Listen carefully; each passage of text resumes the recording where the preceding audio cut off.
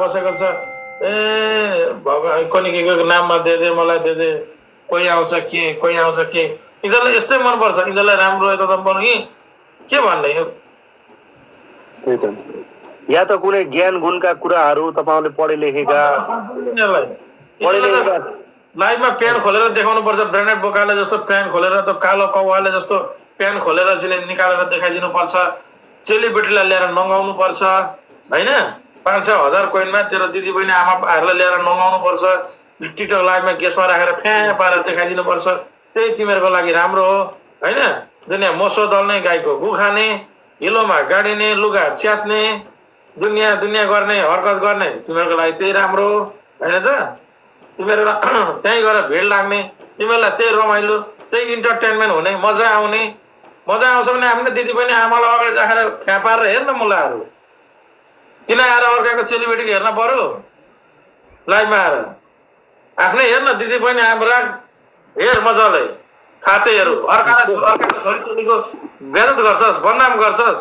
आफ्नो स्वार्थको लागि लाइक भ्युजको लागि पैसाको लागि मलाई भिखारीहरू बेइज्जत गर्छस् अनि आएर ठुलो कुरा गर्छस् फेरि अनि आएर अनि मादर सोधहरू अनि मलाई सिकाउँछस् यस्ता भिखारीहरूलाई यस्ता नमुनाहरूलाई मैले टिकटकमा ठोक्ने मेरो काम हो थाहा छैन यस्ता नमुना जो हरकत टिकटकमा आएर दुनियाँ पैसाको लागि बोलाइ बिक्छन् नि भिखारीहरू इज्जत फ्याँक्छन् नि हो यस्तालाई मैले गाली गरेँ भने तिमीहरूलाई पस्दैन क्या किनभने तिमीहरूको पनि सोच विचार दिमाग त्यस्तै हो तिमीहरूलाई मजा आउँछ किनभने कोही घर परिवार छैन कोही काम गरेको छ कता विदेशतिर छ 5-10 वर्ष 15 वर्ष भयो घर गएको छैन श्रीमती भेटेको छैन अनि गयो भिसी गर्यो के गर्यो अनि लाइभमा कसको लाइभ आयो कसले केटीको नगाउँदैछ गर यसो गर फोन हेर कोठा ल सबैले डबल ट्याप पनि गरौँ है साथी हो ल थ्याङ्क यू सो मच बेजतीहरू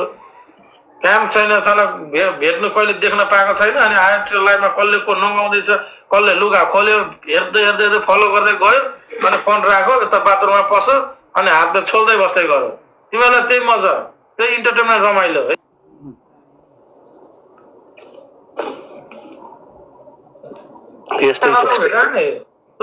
साउदीतिर फाँसी दिन्छ नि त्यो तिरमा सुली चढाउँछ नि सुली यिनीहरूलाई चाहिँ भेट्नु भने तल बाँसले चाहिँ नि बाँस तिखारेर अनि तलबाट चाकाबाट हालेर माथि मुखबाट निकालेर माथि झुन्डाइदिनु पर्ने क्या सुली चढाउनु पर्ने अनि कालो कौवालाई चाहिँ नि अनि खाना दिनु पर्ने मजा हुन्छ एउटा गाउँ त्यो जङ्गलमा लगेर बाँसले छेडेर माथि बनाएर चाहिँ नि जङ्गलमा लगेर स्याललाई कागलाई दिन पर्ने अनि गिद्धहरूले आएर अनि गिद्ध स्यालले कागले आएर खान्थ्यो क्या यिनीहरूको मासु आजभोलिका युवाहरूले वास्तविकता बुझेनन् कि भने जस्तो लाग्छ क्या मलाई के हो भरममा हिँड्छन् कि बेकार कामै नलाग्ने भ्रमी अब अहिले अब लोकतन्त्र अरे के आइरहन गणतन्त्र लोकतन्त्र बोल्न पाइन्छ पहिला राणा शासन भयो राजा शासन भयो बोल्न पायौँ हामीले हामी दबाब पर्यौँ हामी चाहिँ उस्तोमा पर्यौँ यस्तोमा पर्यौँ भनेर रबासी गर्ने हैन अब अहिले मान्छे कसैले के बोल्यो भने अब एउटा कुरा के यसो एउटा शब्द के बोल्यो भने त्यसलाई खेद्दो खनेको छ सारा दुनियाँ भेडाहरू यी भेला भएर चाहिँ गाली गरेका छन् अब अहिले एउटा त आएन मान्छेले पक्ष विपक्ष त हुन्छ नि त एउटा जो हामी दुईटा हुन्छ नि त हैन एउटालाई सपोर्ट गर्ने एउटालाई सपोर्ट गर्नु भने पक्ष र विपक्ष हुन्छ नि त हैन अब प्रकाश सपुतले के बोल्यो अरे केपी ओलीको सपोर्ट गर्यो भनेर अब प्रकाश सपुतलाई गाली गरेर हिँडेका छन् अनि लोकतन्त्र गणतन्त्र तिमीहरूको त्यही हो बोल्न नपाउने मान्छेले आफ्नो कुरा राख्न नपाउने अनि तिमीलाई मन परेन भन्ने त्यसलाई खेदो खन्ने त्यसको फोटो बिगार्ने भिडियो बिगार्ने तिमीहरूको लोकतन्त्र गणतन्त्र त्यही हो अनि भोलिको दिनमा फेरि बोल्न पाइनस् भोलिको दिनमा राणा शासन आयो भोलिको दिनमा अरू शासन आएर तिमीहरूको मुख थुनेर पट्टी बाँधेपछि अनि के बाँच्छस् अनि फेरि अनि बोल्न सक्छस् अनि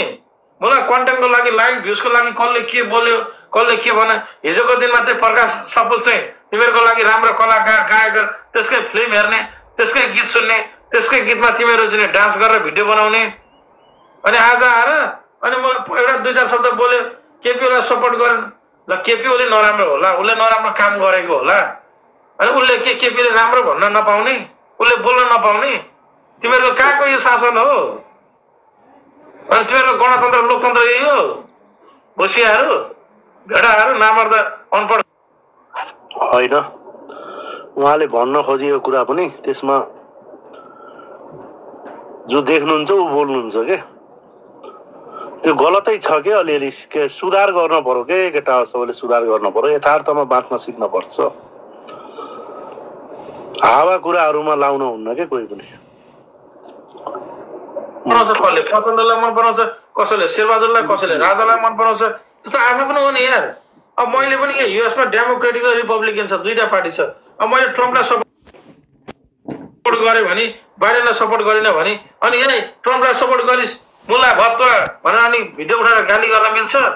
आफ्नो स्वतन्त्रको कुरा हो, आफ्नो इच्छा, आफ्नो अधिकार हुन्छ नि, एउटा मानव अधिकार भन्ने कुरो हुन्छ नि। तिमीहरू अर्का मानव अधिकार पनि हनन गरेर तिमीहरू को होस्? तिमीहरू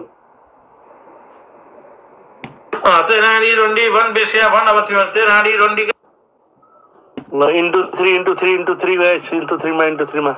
Rohit ji thank you so much. Travel with Prabin बनाइ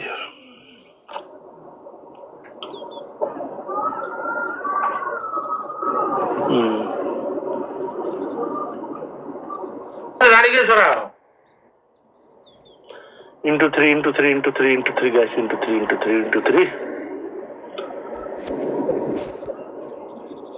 इच्छा सिकेको छस् नि तैँले त्यही ल ओलीजी अब कोल हुनुहोस्, हल्का गेममा फोकस गरौँ, छोडिदिनुहोस् यो तर यही अनपढ घोबारहरूले नि आमामा एउटा कुरा पायो भने खेद्दैको छ त्यो हिजोको दिनमा चाहिँ त्यो विमल अधिकारीलाई सचिन परिवारको बारेमा बोल्यो भने